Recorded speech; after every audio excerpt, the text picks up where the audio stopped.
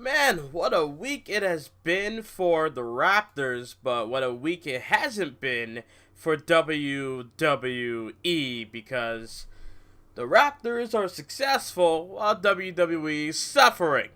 The Raptors are 2-1 so far in the playoffs against Golden State. I watched the game at a bar with friends on a friend of mine's birthday, and it was great. I drank like 6 drinks. It was incredible. Like 2 fruit alcoholic drinks, but like 4 pitchers of beer, and it was fun.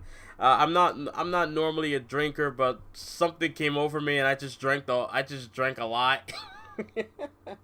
But I knew I had to restrain myself. I got a little bit woozy though. I'm not gonna lie. I felt a bit drunk, but I wasn't like sloppy or over the top. I was fine.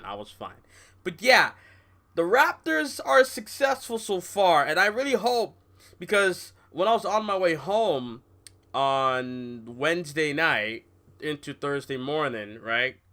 Because by the time I got to the train station, it was like midnight plus. At Front Street, or downtown nearby, or where Jurassic Park is here in Toronto, or the Scotiabank Arena, around that area, right? There's a station, Union Station, right? And the fact is, there were so many people, not only in their cars honking "Let's Go Raptors," and people were chanting "Let's Go Raptors." I'm high-fiving some people while we're walking towards the station, kind of question if that was a good idea or not. But I was just in the mood. I was so hyped up, If there's one thing I love doing, is like when I'm hyped up and then everybody around me is hyped up as well. It's like I can go all crazy as well, So I'm hoping the Raptors win so I can be a part of that once again, but in a bigger capacity. So I'm hoping that the Raptors beat Golden State. But then again, I mean, I'm not going to lie. I'm the only one in the bar. Whenever Steph Curry shoots, I'm like, it's Curry. What are you going to do when it's Curry and he shoots a 3, man? Come on. And here's the thing. I'm a fan of some guys on the Golden. I'm a fan of the Golden State Warriors because they're such a good team that they've been dominating the finals and the championships for back-to-back years, But I'm also a fan of the Raptors as well. So I'm going to be upset if the Golden State wins, because it's like, come on, again? It's kind of like Roman Reigns main defending WrestleMania. It's like, bro, I like you, but fuck, again? God, you know what I'm saying? But I just hope that the Raptors get the dub this year, just because, first of all, it'll be the first time in history that ever happens for Toronto. Also, downtown is going to be berserk, so I want to be a part of that. Just saying. But WWE though, I wish I could say the same, that people are going nuts for WWE, that people are going to watch WWE programming on the big at Jurassic Park outside of the Scotiabank. No, that's not the case. Ain't nobody care about WWE. Hell no. When it comes to the Raptors, WWE, no, nobody cares. I'm sorry. And besides, the programming this week, Raw was trash, SmackDown was worse. Jesus Christ. NXT was just nothing but they do what they always do when that takeover happens. The following NXT episode is like a recap with some matches. Pretty much, it's kind of like what Superstars and Main Event is. They have some matches, but they show recaps of what happened earlier in the week. So, what can you say about that? SmackDown Live was boring, even though I watched the whole show. I was just like all over the place. If you follow me on Twitter, which you should, Twitter links in the description below. When I live tweet, I'm just tweeting what comes to my mind. And when I see things like, I don't know, Goldberg coming out, at first he's coming through the backstage, I'm like, oh shit, here we go. And knowing WWE that they don't use pyro anymore, unless it's a special occasion, Goldberg, first time appearing since he left WWE on Monday Night Raw in 2017, first time seeing Goldberg on television since the Hall of Fame ceremony last year. Why not? Let's just have him walk down the ramp. No pyro, no blowout smoke. No, nothing. He just comes out, goes to the ring, and bows and thanks the crowd. For real? That's all you got. And then Road Dogg. I'm sorry. I'm a fan of Road Dogg, but the fact that he said WWE doesn't need pyro anymore, that is just blasphemy. To take a word out of Stephen A. Smith. You know, I've been watching a lot of First Take in the Stephen A. Smith show a lot lately because the dude's funny. I can't hate on him. You know, even when he's wrong or right, I can't hate on him. He's fucking hilarious. But it's true. What Road Dogg said was blasphemous. I mean, for God's sakes, saying that WWE doesn't need pyro. So you're saying Brock Lesnar, when he comes out and he does his entrance, you don't feel a bit better? You don't feel like he's a superstar when he comes out with pyrotechnics in the background? Or when Goldberg comes out blowing out smoke from the sparks and then does his pyro stuff, and then, you know, you don't feel like he's a superstar? I feel like everyone's the same. I don't feel like anyone stands out. I remember watching SmackDown 1000, Edge. You know how Edge does in his entrance, and he does the rock fucking hand gesture, and he puts it up in the air, and then normally there'll be pyro in the background. There was no pyro at SmackDown 1000. So it sucks, dude. It's crazy, you know? Like, how? Just how? How are you just gonna say shit like that, and then when you see it, it's like you're wrong? I'm not saying everybody needs pyro. I mean, at WrestleMania, The Miz had pyro, even though he doesn't need pyro. Guys who don't need it, like Triple H, or freaking, you know, or The Miz, like I mentioned, or others, you know. But when it's like an Edge, Lesnar, Goldberg, etc., guys like that should have pyro, should have pyro. I'm sure if they still have pyro, maybe Seth Rollins would get flames whenever it says burn it down for his theme. But yeah, this Friday, WWE Super Showdown, or I'm recording this before Friday. So yeah, Super Showdown coming up. You got, you know, Goldberg and Taker, Triple H, Orton, and the 50-man Battle Royale. I won't be surprised if Cena shows up, but then again, he might not, because a lot of superstars nowadays are trying to pull out from these Saudi Arabian shows, you know?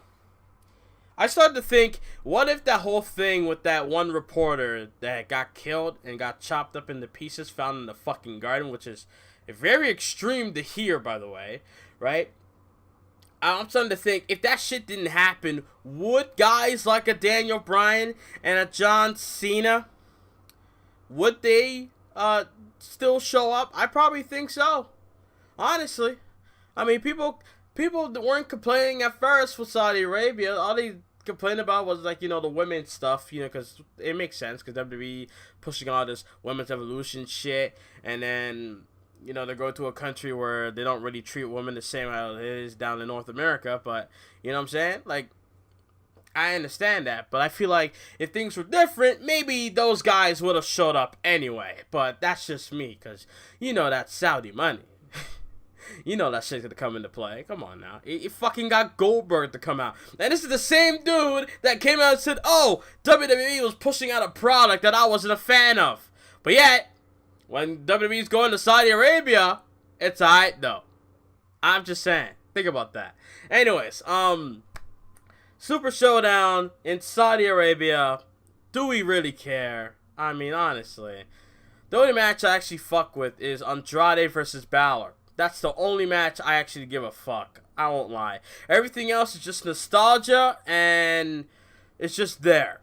You know, so let me look up the freaking match card and get this over with, because honestly, WWE Super Showdown 2019.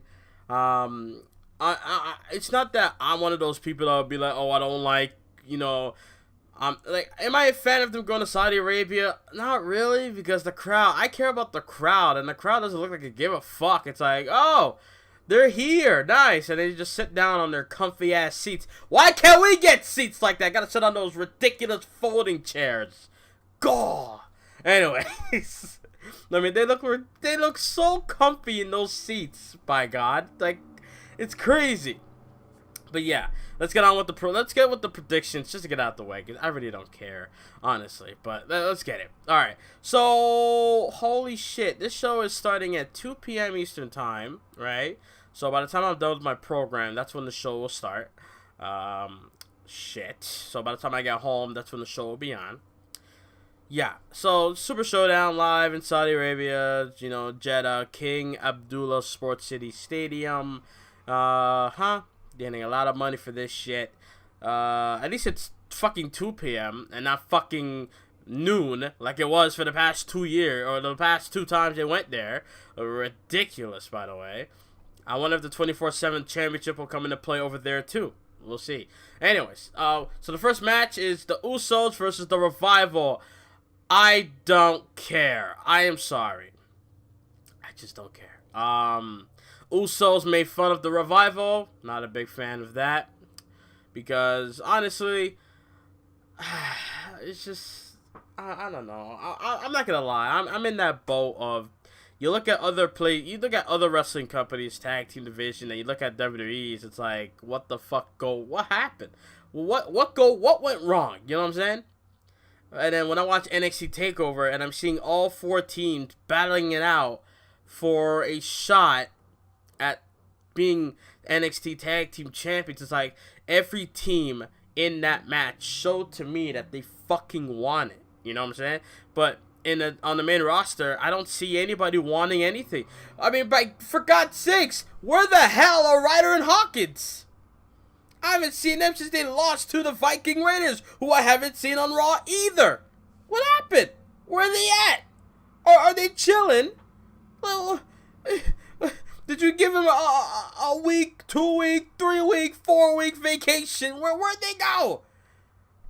Anyways, the Revival versus Usos. Are they competing for a number 1 contendership at the tag titles, or it's just for fucks? If it's for fucks, I don't give a damn. So, Usos, Revival, I'm going to go with Usos because Revival, I guess they've been getting the upper hand over the Usos for the past week or 2. They've beaten them on Raw, so the Usos are due a fucking getting their win back, because that's what WWE always does, faddy booking. So, what you going to do?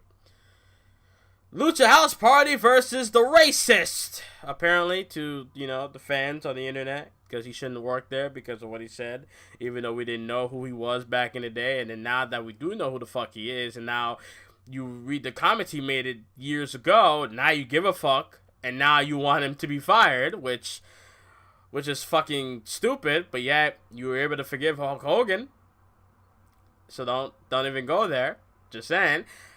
House Party, Sullivan gets the win because the man just started. I mean, Lucha House Party, who are they? Kalisto who? Who's that? Former Cruiserweight Champion? Former United States Champion and NXT Tag Team Champion? Who? I don't know who that is. Lince Dorado? Who that? Oh, the dude with the shooting star press. And Grand Metalik? Who? Oh, the dude that wanted to quit at one point? The dude that's good on the ropes? Him? Oh, well, Lars Sullivan will get the win there. There you go. People are calling him Shrek, which is stupid. I'm sorry. I don't remember Shrek having a fucking beard, by the way. If he didn't have a beard, maybe. But Shrek doesn't have a beard, so I can't really see what you're seeing. So, stupid. Anyways. Braun Strowman versus Bobby fucking Lashley. That's what I want to see. 2 people with so little charisma that I honestly could care less. Bruh. Strowman and Lashley. Why? Why are they fighting? Like, I'm afraid of doing this in my Universe mode where I want to make a big show like this, right? Like a Super Showdown or whatever the fuck, get a show, put it together, and then it's like, but wait, I gotta put the matches together and they gotta make sense, or you know what I'm saying?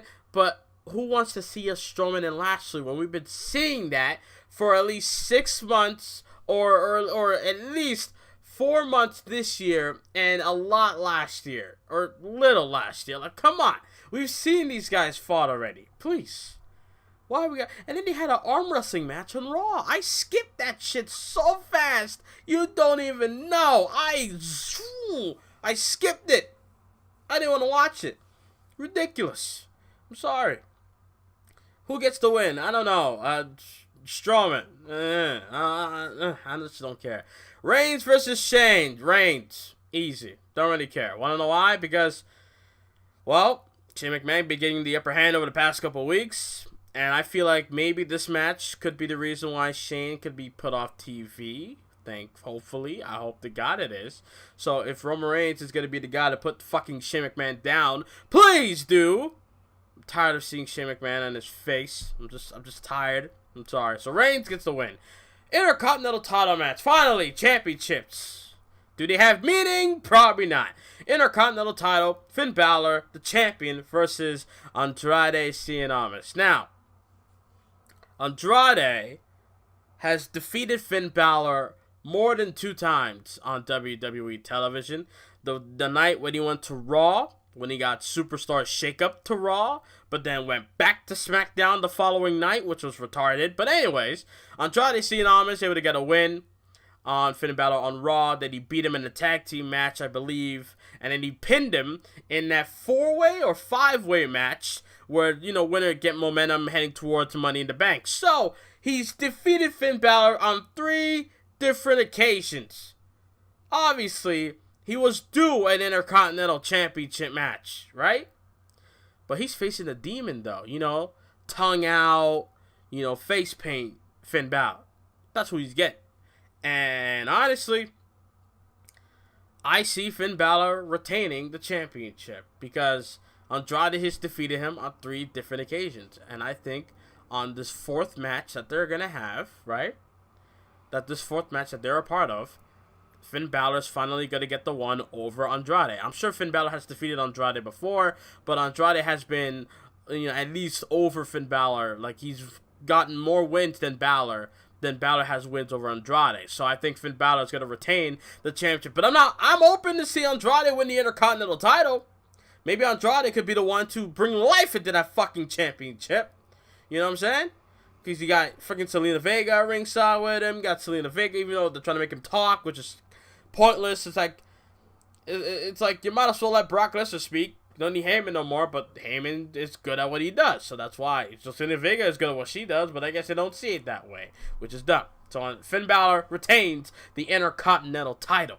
WWE Championship Wild Card as Kofi Kingston from SmackDown Live versus Monday Night Raw's own Dolph Ziggler for the WWE Championship, which belongs on SmackDown Live. So Kofi's retaining this championship. I refuse to see Dolph Ziggler being WWE Champion. You want to know why? Because give Kofi Kingston at least a couple more months of his title reign. You don't want to derail it now. Okay? Especially to a guy that nobody honestly cares about. I'm a fan of Ziggler. I'm glad to see him back on TV. But this whole, it should have been me. Fam, it was you. And then you blew it. Simple. They fucked it up. And you kind of fucked it up too. So, what do you want us to do? You are old. You're old. You're yesterday's fucking news. You're years news now. It's Kofi's turn now. Like, that's all I got to say about that. So, Kingston retains the championship because I don't want to see Ziggler win it. For what? Why? Why are you giving Ziggler the championship? The man didn't do anything. I understand he challenged him. I guess that's what it takes to get a title shot now. You just challenge your way to get it instead of earning it like Baron Corbin did. At least Baron Corbin won a Fatal 4-Way match to earn himself an opportunity. You gotta give him that. You may hate on Baron Corbin. You may hate his fucking guts. You may think he's annoying as fuck. But you gotta give him credit that he at least earned his way at a championship match against Seth Rollins. Dolph Ziggler just came out and attacked him. Normally, that would be like... Normally, he would get like... I'm sure they would have done something like a suspension. Or like... banned from the building. Or...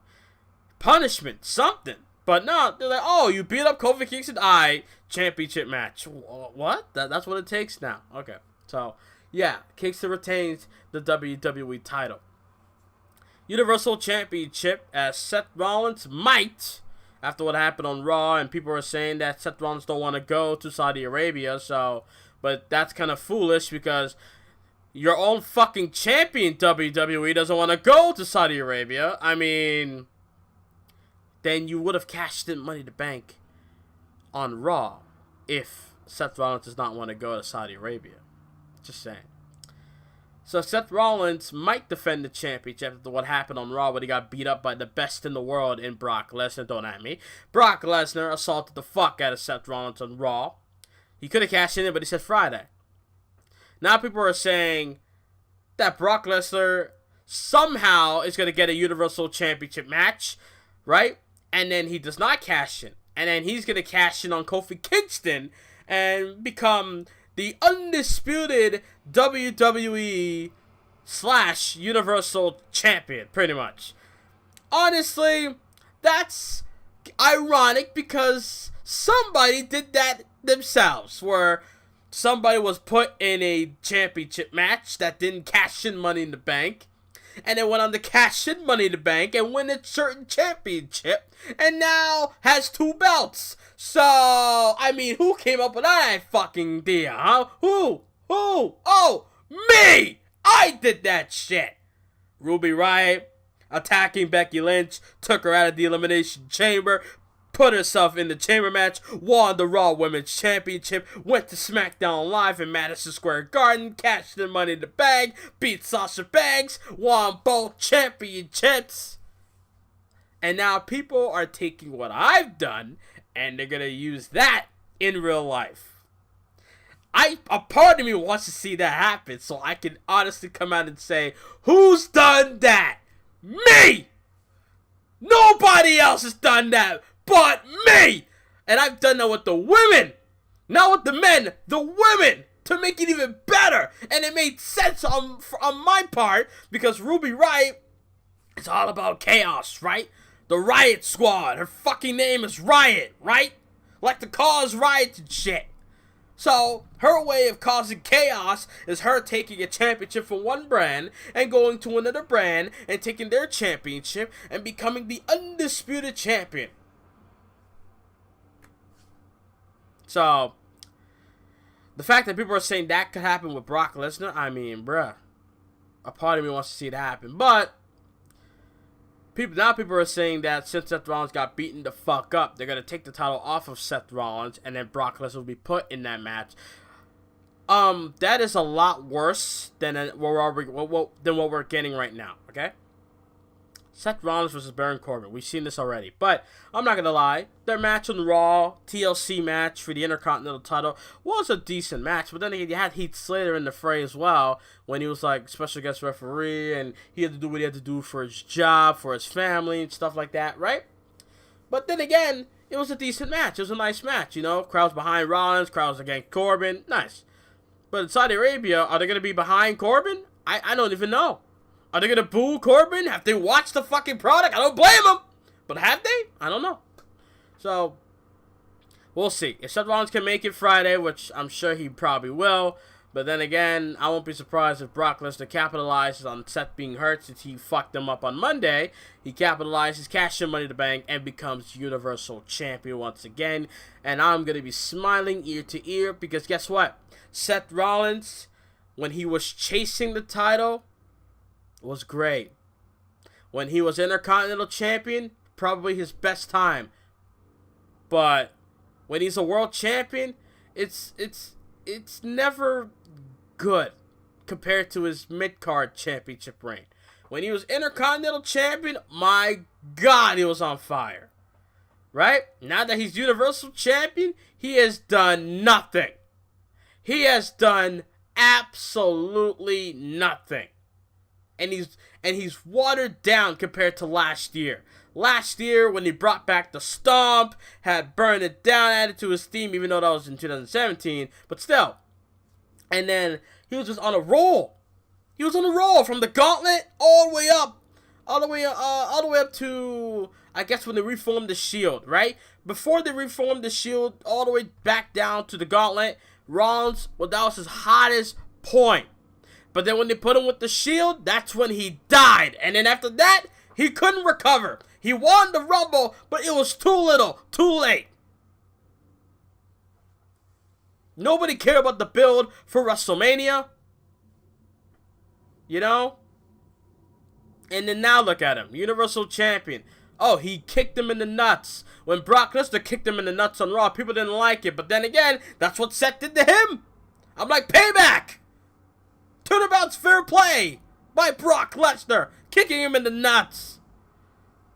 How fitting how WWE made me from liking Seth Rollins of the idea of him being Universal Champion to now me being against him, and now me wanting Brock Lesnar, now that he's entertaining, to go back as Universal Champion. But I'm afraid that if Brock Lesnar wins the championship on Friday, that WWE is going to make him go back to how he was. Comes out here and there, and then Paul Heyman does the same promo thing every single week. He doesn't, he's not going to do anything entertaining with the Universal Championship like he has done with Money in the Bank. So it's hard.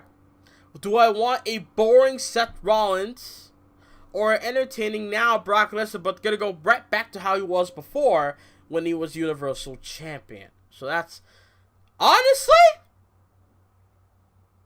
I would give the belt to Baron Corbin. I'm not predicting Corbin's going to win. I'm obviously going to predict Seth Rollins going to retain and then Brock cash again. But if I was to do shit, I will let Baron Corbin get the championship. Yeah, it's going to cost. It's going to cost a lot. Trust me, I know. The viewership is going to go way down. Fucking fans are going to shit on it. I know. But at least Corbin's going to be there every week. At least everybody's going to give him a reaction. You know what I'm saying? When Brock Lesnar is going to come out, it's going to be once a month, twice a month at least, or at most rather. Brock Lesnar is going to show up every couple of months. Seth Rollins, when he was champion, he didn't do much either. At least Baron Corbin is that guy that you're going to... Baron Corbin is pretty much a modern-day Triple H, but worse, if I was to put it. Think about it. And I mean Triple H in the 2000s. The Reign of Terror from 02 to 05. Remember that shit? It's kind of like that with Baron Corbin, but without holding on to a championship. From 2017, I think it was, or 2018, all the way up to now, Baron Corbin has been fucking abysmal.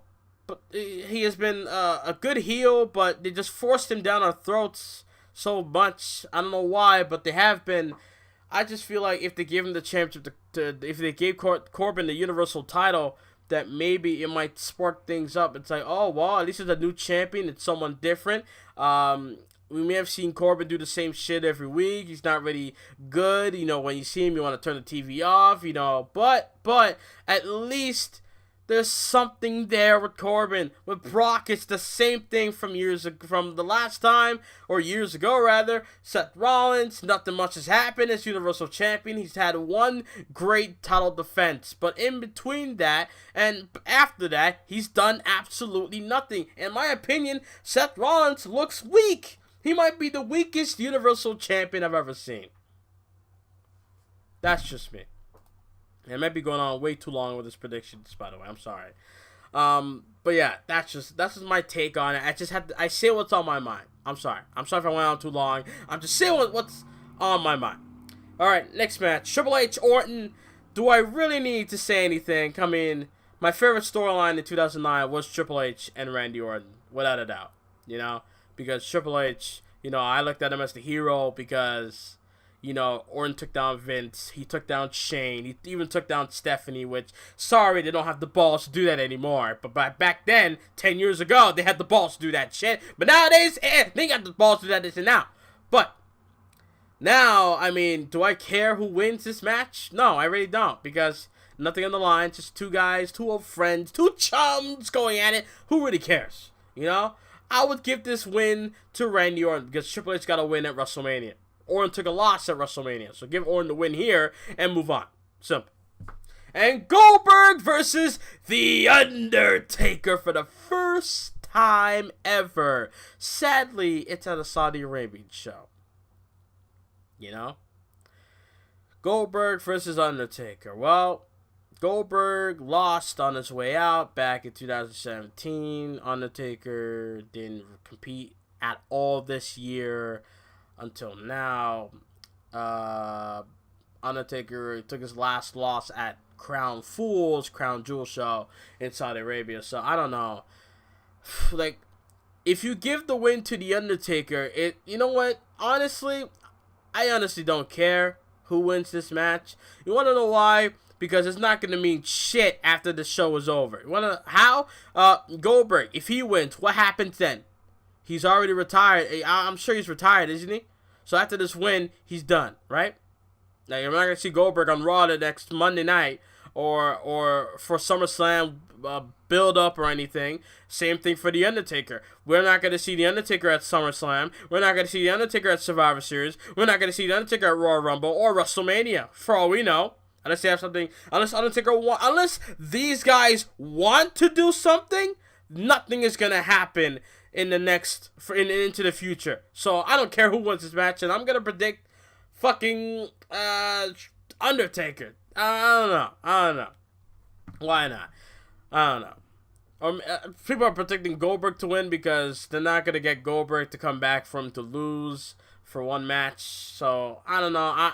I'm not against Goldberg winning either. Just I don't care, but I'm excited to see the match. I don't care who wins because it's not gonna matter by the end. You know, Randy Orton's still gonna be on WWE TV a lot, so you gotta might as well let Orton beat Triple H. But Goldberg and Taker, doesn't matter who wins because no one's gonna be on Raw the following Monday. No one's gonna be on Raw or SmackDown in the weeks leading up towards SummerSlam or Stomping Ground or Extreme Rules, so it doesn't really matter. So there you go. And that's it. Superstar Showdown or Super Showdown, whatever the fuck. So let's go over the matches, alright? Usos Revival, I picked the Usos. Sullivan versus Lucha House Party, I picked Sullivan. Strowman beats Lashley. Roman beats Shane McMahon. Balor retains against Andrade. Kingston retains against Ziggler. So Rollins beats Corbin, but Brock Lesnar cashes in Money in the Bank and becomes Universal Champion once again. And Orton beats Triple H and Taker beats Goldberg. That's my prediction. I'm sure I'm wrong on Goldberg versus Taker, but everything else I'm sure I'm most likely right about. But we'll see. We'll see on WWE fucking Super Showdown. What do you guys think? Leave your comments down below. I just want to give my predictions for Super Showdown. This will be up before Super Showdown goes on, hopefully. So if you guys can, like, subscribe. Thank you guys for listening. Sorry for that little rant on the Universal title scene, but it is what it is. Like, subscribe, and I'm out. Later.